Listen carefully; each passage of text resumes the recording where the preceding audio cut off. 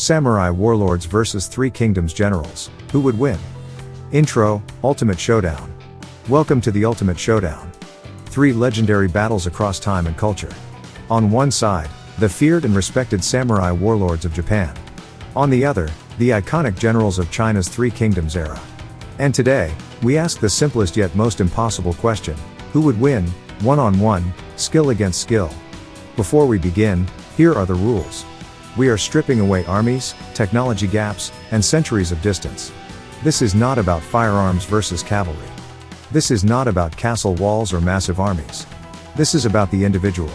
About the fighter, the mind, the heart. We will measure them in three dream duels. Duel 1, Miyamoto Musashi vs. Lu Bu.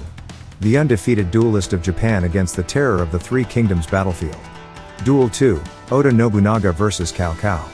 Two brilliant strategists and ruthless innovators, locked in a mental chess match.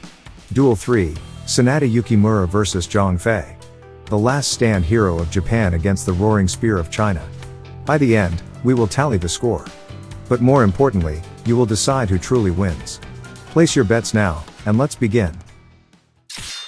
Duel 1, Miyamoto Musashi vs. Lu Bu. This is the clash of martial legends. Miyamoto Musashi, born in 1584, known as Japan's greatest swordsman. Over 60 duels, and never defeated. His legacy includes the famous Book of Five Rings, and a style of fighting that relied not on strength, but on timing, deception, and calm under pressure. He fought with two swords, long and short, and used them not for flourish, but for geometry. One blade to block, one blade to strike. His genius was to break rhythm, to make the fight his.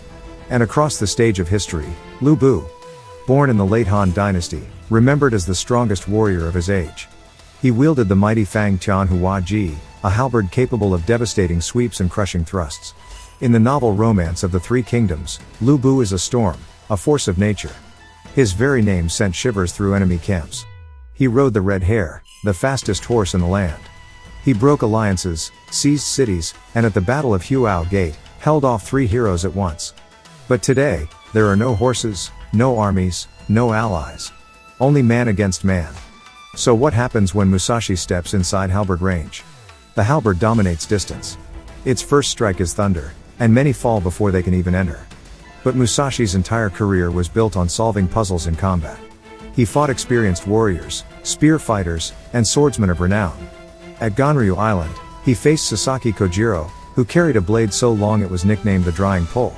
Musashi carved a wooden oar into a sword, delayed his arrival to unnerve Kojiro, and ended the duel with one decisive blow. He was not just a swordsman. He was a manipulator of moments. Now compare that to Lu Bu. Lu Bu's strength is overwhelming force. One clean strike from his halberd can crush armor and bone alike. His intimidation value is massive. But Lu Bu often relied on that aura. When facing someone who is not awed, someone who will not yield, the advantage fades. Edge by edge. Initiation, Lu Bu. Adaptation, Musashi. Composure, Musashi. Finishing power, Lu Bu. So who wins? If it ends in the very first clash, if the halberd lands true, Lu Bu destroys his opponent.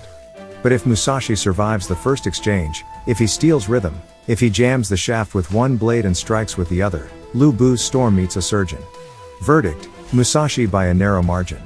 Not because he is stronger, but because he is smarter, colder, and endlessly adaptable. Musashi, 55. Lu Bu, 45. Duel 2, Oda Nobunaga vs. Cao Cao. This is not a duel of blades, but of minds.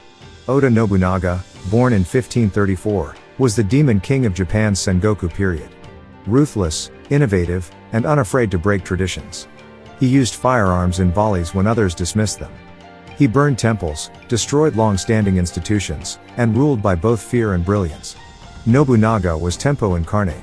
He set a pace others could not match, then struck at the exact moment of weakness. And against him, Cao Cao. Born in 155 AD, he rose as the warlord who would unify northern China under his banner. Known as the hero of chaos and the villain hero, he was pragmatic, cunning, and politically ruthless. Cao Cao did not care for reputation, he cared for survival and advantage. He used deception, spies, bribes, and propaganda. He understood morale like currency.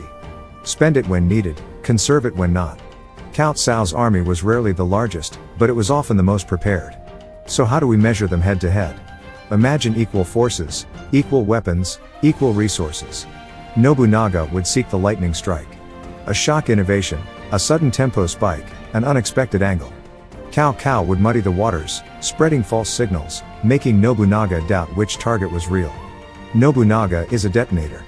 Cao Cao is a vice. One explodes. The other constricts. Who wins?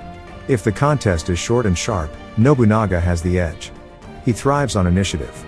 But if the duel stretches into deception, ambiguity, and patience, Cao Cao slowly strangles his opponent's options. Verdict: Cao Cao by the thinnest of margins. Cao Cao, 52. Nobunaga, 48. Duel 3, Sanada Yukimura vs Zhang Fei. Now, the duel of courage and ferocity. Sanada Yukimura, born in 1567, is remembered as the Crimson Demon of War. In the siege of Osaka, he led charges that nearly shattered the Tokugawa line. He is praised as the last true samurai hero, a man who combined bravery with cunning. He wore red armor, not only to inspire his men but to mark himself as a target, daring the enemy to strike. Yukimura's gift was composure in chaos. He could turn desperation into strategy. Opposite him, Zhang Fei. Born in 167 AD, brother-in-arms to Liu Bei and Guan Yu. Zhang Fei was a whirlwind of strength and rage. At the Battle of Changban, he stood on a bridge and roared so fiercely that an entire enemy column froze, believing there must be an ambush. Zhang Fei's spear was not only long and deadly, it was an extension of his explosive personality. Where he went, the enemy cracked. Now imagine the duel. Zhang Fei opens with intimidation, a thunderous charge, a roar that rattles the bones. For most, that is enough. But Yukimura does not shatter. He absorbs the shock, keeps his line, and waits for the gap. Yukimura is not stronger, but he is calmer. He chooses the moment when Zhang Fei overextends, when raw fury leaves a seam. He strikes then, and only then. Verdict: in a one-blow finish, Zhang Fei might win.